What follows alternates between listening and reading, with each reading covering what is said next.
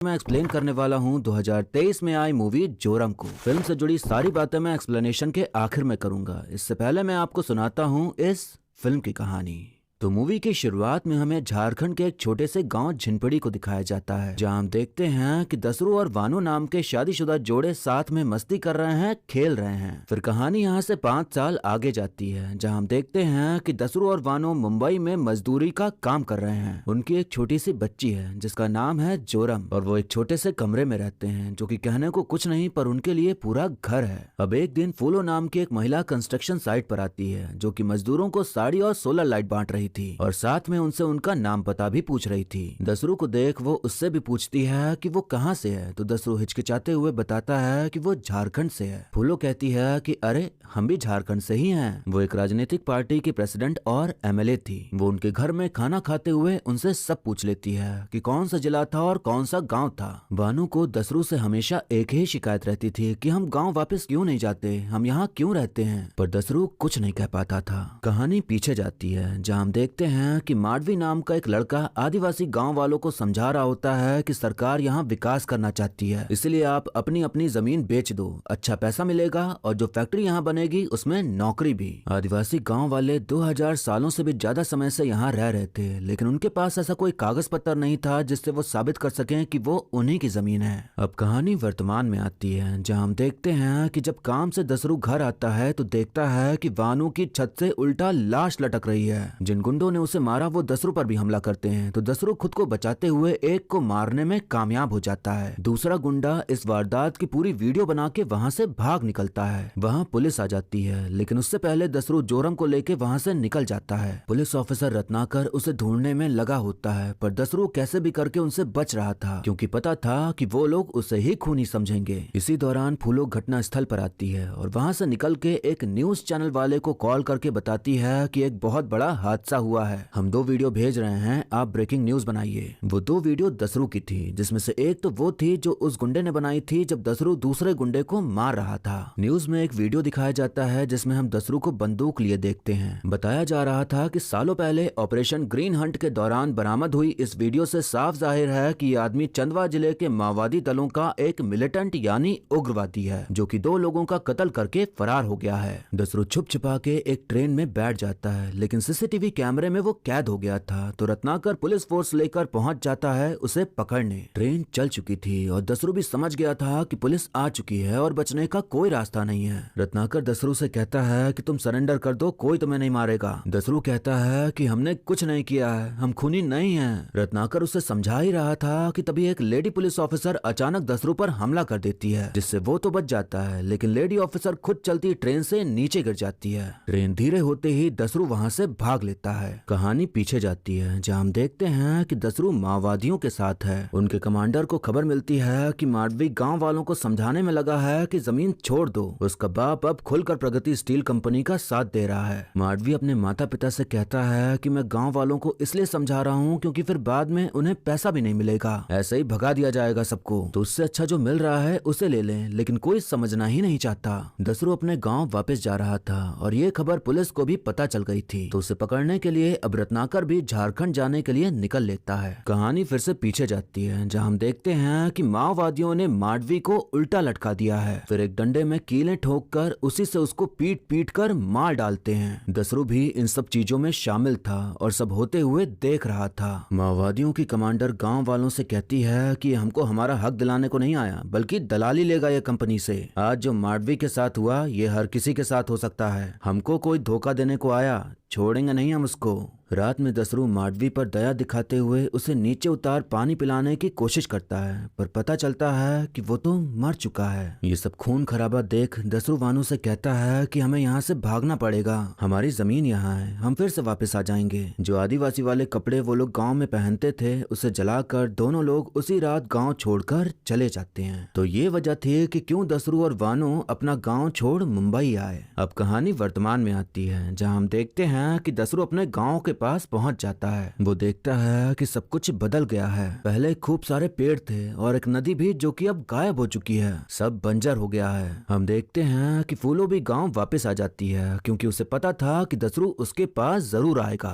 रत्नाकर भी वहां पहुंच जाता है जो कि देखता है कि वहां के पुलिस स्टेशन की हालत तो एकदम खस्ता हो रखी है। हमें देखने मिलता है कि गांव वाले लोग आंदोलन कर रहे हैं कि जमीन नहीं देंगे, गांव नहीं देंगे, नदी नहीं देंगे, जंगल नहीं देंगे। हमारा गांव में विकास के नाम पे जंगल काट फैक्ट्रीज बन रही थी और गांव को शहर बनाया जा रहा था, वहां रहने वाले लोगों को हटाकर। तो इस चीज के खिलाफ वो आंदोलन कर रहे थे। पुलिस चौकी का थानेदार रत्नाकर से कहता है कि इस जिला का हर दूसरा आदमी माओवादी ही है और जो नहीं है वो सिंपथाइजर जरूर है। सिंपथाइजर मतलब वो इंसान जो माओवादियों के साइड हो। रत्नाकर देखता है कि वहाँ कुछ बच्चों को जेल में बंद कर रखा है। थानेदार बताता है कि यहाँ धारा 144 लागू है और ये आदिवासी धनुष बाण लेकर घूम रहे थे, इसलिए जेल में बंद कर दिया। रात में दसरू नदी से मछलियां पकड़ के उन्हें पका के खुद भी खाता है और बच्ची को भी खिलाता है। वो अपनी बच्ची को जिंदा रखने के लिए कुछ भी करने को तैयार था। पुलिस थाने में रात भर नशीली पार्टी चली थी तो सब पी पा के भंड पड़े थे। इसी बात का फायदा उठा के रत्नाकर आदिवासी बच्चे लोग को जेल से निकाल उनका धनुष बाण दे के उन्हें वहाँ से भगा देता है। मुचाकी नाम का एक पुलिस वाला सब देख रहा था पर कुछ कहता नहीं क्योंकि वो भी उनकी ही बिरादरी का था। दसरू देखता है कि सब गांव छोड़ के जा रहे हैं क्योंकि फैक्ट्रीज लगने के बाद जमीन गई और खेती बची नहीं, तो पेट पालने के लिए जो बचा सब बेच के निकल रहे थे कहीं और। दसरू कहता है कि आप लोग लड़ते क्यों नहीं हो? गांव वाले कहते हैं कि लड़के मन तो भर जाएगा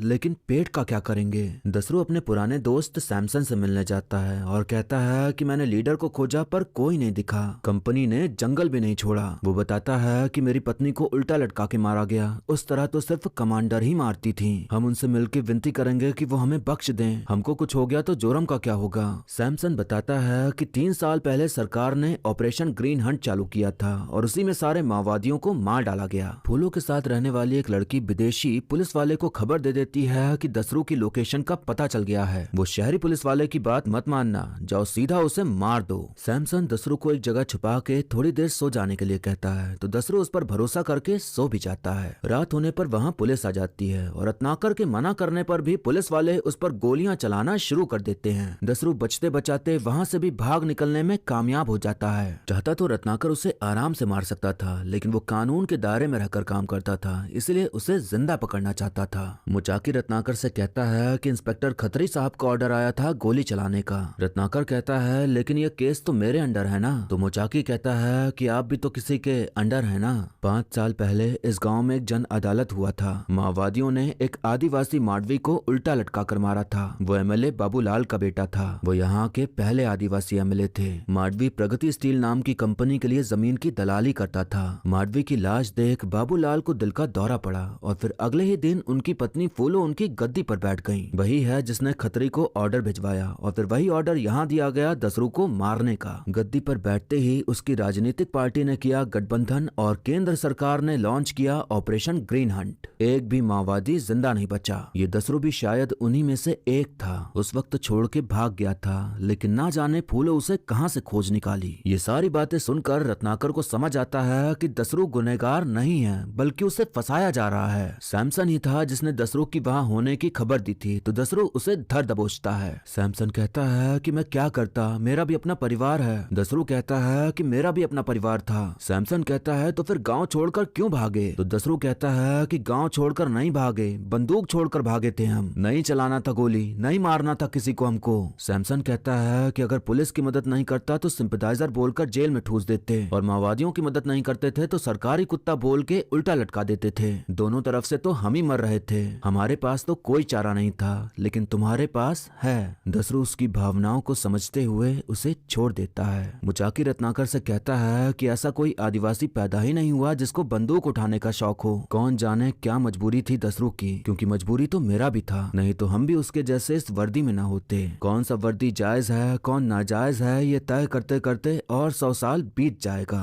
अब अगले दिन रत्नाकर मुचाकी के साथ फूलों से मिलने निकल लेता है, उन्हें समझाने कि दसरू का कोई दोष नहीं है, वो बेकसूर है। फूलो कहीं से अपने घर जा रही थी कि तभी उसकी नजर पड़ती है कि दसरू उसकी गाड़ियों में से एक गाड़ी के पीछे लटका हुआ है। वो कुछ नहीं करती बल्कि सबको मुंडा माइंस जाने को कहती है। दसरू गाड़ी के साथ माइन के अंदर आ जाता है, लेकिन इससे पहले कि वो पकड़ पाते वो गायब हो जाता है। दसरू ने वहाँ के वर्कर्स का भेष ले लिया था। उसे एक सूखा बेजान पेड़ दिखाई पड़ता है। एक समय दसरू और वानो इस पेड़ की छांव में बैठे हंसी ठिठोली किया करते थे, लेकिन आज चारों ओर बस मिट्टी ही बची थी। फूलो कहती है कि तुम सब लोग जाओ, हमको अकेला छोड़ दो, उसको हमारे पास आने दो। हम देखते हैं कि रत्नाकर फूलो के पास पहुंच जाता है और कहता है कि उसे कुछ जरूरी बात करनी है। इतने में दसरू वहां आ जाता है तो रत्नाकर उस पर बंदूक तान देता है। दसरू रोते हुए कहता है कि हम तो आपसे विनती करने आए थे सरकार, पता नहीं कौन हमको मारना चाहता है, हमारी घरवाली को उल्टा लटकाकर मार डाला उन लोगों ने। रत्नाकर कहता है कि जो तुमको मारने आए थे वो इन्हीं के आदमी थे, माडवी जिसे मारा गया था वो इसी का बेटा था। दसरू को अब सब समझ आ जाता है। तभी फूलो दसरू को मारने के लिए रत्नाकर की बंदूक छीनने लगती है और इसी छीना झपटी में फूलो मारी जाती है। दसरू वहां से भी भागने लगता है। सब उसके पीछे भागते हुए उस पर गोलियां चलाए जा रहे थे और दसरू जोरम को लेकर बस भागता जा रहा था, भागता जा रहा था, भागता जा रहा था। और फिर इसी के साथ ये मूवी यहीं पर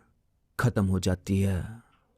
तो दोस्तों, अगर हम बात करें एंड की तो इस कहानी का कोई अंत नहीं है। आपको ऐसा लगा होगा कि मूवी बीच में ही खत्म कर दी गई, पर बात यही है कि दसरू अब भी लोगों से भाग रहा है अपने बच्चे को लेके। उसकी जिंदगी में हैप्पी एंडिंग लिखी ही नहीं है, इसलिए फिल्म की एंडिंग भी हैप्पी नहीं कि कोई आया और दसरू को बचा ले गया। हो सकता है कि आगे चल के दसरू मारा जाए, क्योंकि असल जिंदगी होती तो उस पर जितनी गोलियां चली अब तक तो वो मारा जा चुका होता। फिल्म में बहुत ही पेचीदा कहानी दिखाई गई है कि कैसे माहौल बनता है कि बुराई में रहने वाला इंसान अच्छा और अच्छाई में रहने वाला इंसान बुरा बन जाता है। आदिवासी लोग हजारों सालों से गांव में रह रहे थे। एक दिन आती है कंपनी जो कि बात करती है विकास करने की। आदिवासियों के पास कोई कागजात नहीं जिससे वो साबित कर सकें कि जहां वो रहते हैं वो जमीन उनकी ही है। कंपनी लगाती है वहां के एमएलए से जुगाड़। आदिवासियों में से कुछ लोग बन जाते हैं माओवादी, ऐसे लोग जो हक की लड़ाई लड़ते हैं, लेकिन लड़ते लड़ते आतंक पर उतर आते हैं और हक की लड़ाई डर, खौफ और अपना दबदबा बनाने में बदल जाती है। अब जब माओवादियों के हाथों माडवी मारा गया तो उसकी मां ने ठान लिया कि वो किसी भी माओवादी को नहीं छोड़ेगी। जो गांव वाले हैं वो नॉर्मल जिंदगी जीना चाहते थे, लेकिन एक तरफ माओवादी और दूसरी तरफ सरकार, दोनों तरफ से वो पिसते हैं। माओवादी अपनी राजनीति चलाते हैं और सरकार अपनी। इसी भसड़ को देख दसरू वहां से भाग निकला था, लेकिन उसके अतीत ने उसका पीछा नहीं छोड़ा। माओवादियों के साथ मिलकर सोचा कि हक की लड़ाई लड़ेंगे। जब बेमतलब का खून खराबा हुआ तब उसे समझ आया कि यहाँ हक की लड़ाई की बात है ही नहीं, यहाँ तो बस अपना भौकाल बनाने के लिए सब किया जा रहा है। ये कुछ ऐसा है जैसे आप एक एनजीओ में काम करते हो ये सोच के कि लोगों का भला करेंगे, फिर आपको देखने मिले कि एनजीओ में जो पैसा आता है वो लोगों की भलाई के लिए काम ही नहीं आ रहा, बल्कि सब अपनी जेब भर रहे हैं। तो वही चीज दसरू ने महसूस करी कि सब अपने मतलब के लिए हो रहा है, गांव वालों की भलाई का ढोंग करके। फूलों के अंदर बदले की आग जल रही थी। वो हर उस इंसान को खत्म कर देना चाहती थी जो भी उस दल में शामिल था। दसरू वहाँ से पहले ही निकल गया तो वो बच गया था, लेकिन जब मिला तो उसे भी मारना चाहा। उन्हें भी कहाँ पता था कि उसका हृदय परिवर्तन हो चुका है। पुलिस लोगों की भलाई के लिए होती है, लेकिन वो भी गुलाम बने घूम रहे थे। मुचाकी ने कहा कि चाहे ये वर्दी पहनो चाहे वो,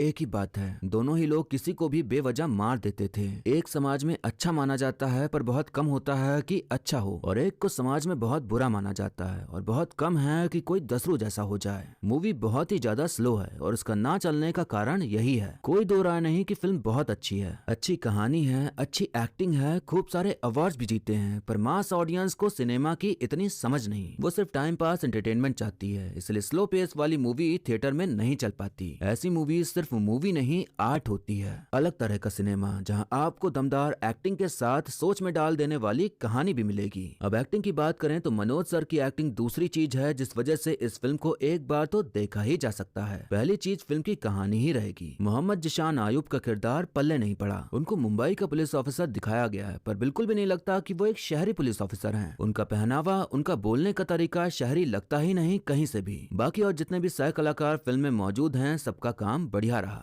अब वीडियो यहीं पर खत्म होता है, लेकिन जाने से पहले आप बताइए कि आपको मूवी की कहानी और मेरा एक्सप्लेन करना कैसा लगा। आप वीडियो को लाइक या डिसलाइक करके भी अपनी प्रतिक्रिया दे सकते हैं। ऐसे ही अच्छी मूवीज की एक्सप्लेनेशन देखने के लिए आप हमारे चैनल को सब्सक्राइब कर लीजिए ताकि नया वीडियो डालते ही आप तक खबर पहुंच जाए।